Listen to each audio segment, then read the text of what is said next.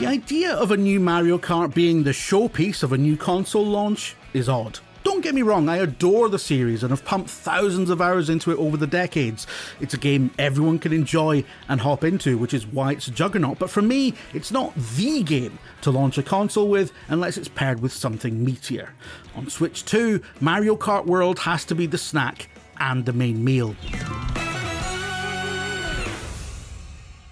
When you first load up Mario Kart World, you'd be forgiven for thinking that very little has changed since Mario Kart 8 Deluxe. A set of familiar options sit in front of you. Dig deeper and more will be revealed, but there's no obvious sign of this open world we've seen in trailers and been pointed to by the game's title. It's suspiciously not made a big deal of. There are in fact various ways to get to the open world, including pressing the plus button when on the main menu, but it's not shouted about like I expected it to be, which is odd given how it really ties all of Mario Kart World together. As well as the much discussed free roam mode, Mario Kart offers a classic Grand Prix mode, a staple of the series from day dot, except there's not much classic about it this time. In Mario Kart World, Grand Prix could have just as easily been called Road Trip. Each cup is split into 4 tracks, but the key difference here is how one track leads into another. The first track plays out as you might expect, starting in the grid and then racing around a set number of laps, but then the world of Mario Kart World kicks in. Race 2 begins at the physical end of Race 1, and part of this race is the journey to the second track along the roads in the game's open world. It's fair to say that there's been a mixed reaction to this in the Mario Kart community, but I'm a big fan. You end up at the actual second track, which you whiz around before then moving on to the third track in exactly the same fashion. There's no doubt that the tracks are more visually appealing and sculpted than the roads that are dotted around the map, but that's not to say that there isn't an awful lot of fun to be had in these connecting moments. In fact, jump into an online race and you'll see almost immediately there's quite the skill gap forming already. Not only with knowing the best paths to take, but also how to drive them. Mario Kart has always felt quite superficially simple, but real ones who've been around this block before know there's a whole other world, this time quite literally, waiting to be explored that'll enable you to do things you wouldn't have thought possible. Part of this is down to the fact that Mario Kart World tells you very little. Yes, there's a menu option for help, which details the mechanics of pretty much everything, but who's going to spend time looking at that? If you aren't someone who reads instructions, you'll just figure things out as you go, including the rail grinding, wall riding, and numerous new power-ups.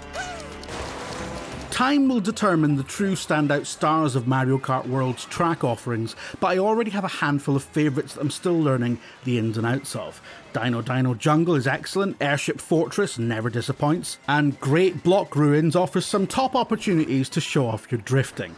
I won't spoil Rainbow Road, but it's a delight and something fans will adore. The only gripe really is how in the Grand Prix mode you spend very little time on these courses. Gliding makes a return from previous Mario Karts, although your kart springs actual wings this time, and water is raced over rather than under like in Mario Kart 7 and 8, thanks to a jet ski transformation, which is a bit of a surprise the first time you drive into a body of water. As ever with Mario Kart, and I suppose with Nintendo games in general, there's more here than there initially seems. This is most true in the free roam mode. With the whole of the game's map to explore, this is akin to being blindfolded and then taken to a remote location and dumped out the side of the black van, but in a cute way, probably by people that offer chilled beverages and wore cravats. Don't go into Mario Kart World's free roam mode expecting something like Forza Horizon or really any open world game. It's not GTA Mushroom Kingdom. You have a map that shows the different areas and how many P-switch missions you've completed, the number of Peach coins collected, and the total number of question mark panels you've found, the latter being sorted by track if you delve in slightly further. That's it. Bluntly, it's not tracking these things in a way I find helpful. Some of this will come down to how you play free roam. I've messed about with my son playing wirelessly on 2 different consoles, and the rather lackadaisical nature of the world here works well. We zoom about, discover things to collect or missions to tackle, and then move on. Great. Idyllic even. But this isn't how I prefer to play when on my own. I want more defined stats and found completed P-switches marked on the map. To go one step further, the best open world racing games integrate everything into the world, be it races, missions, challenges, or collectibles. In Mario Kart World, you don't get this unified, bustling world to tackle as you wish, with the racing events being set in the world but not feeling like part of it. They're off in other menus. For me, it's snackable content rather than something I'd lose myself in.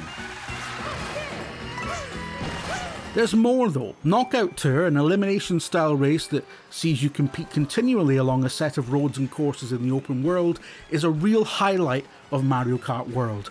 Although be prepared for some infuriating AI behaviour as you attempt to complete every rally on the hardest difficulties.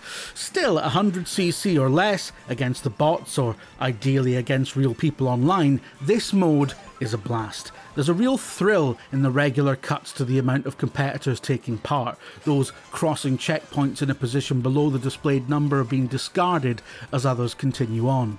This mode also sells the world aspect brilliantly, with each rally stretching across large portions of the map. Those of you with rage issues might want to think carefully before going on a knockout tour though, as it manages to pack in the series' now infamous moments of shenanigans to a degree I have never experienced before. In Mario Kart, you're never safe, and cruising to a victory, as at any moment you could be shelled or attacked in another way, crushing your dreams of victory.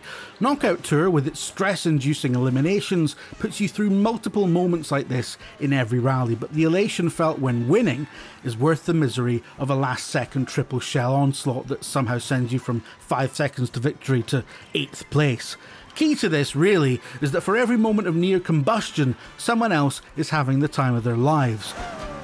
Mario Kart World, as ever, gives as much as it takes. Other multiplayer-centric modes include takes on the classic balloon battle, eliminate other competitors by popping their balloons, and coin runners, collect as many coins as you can.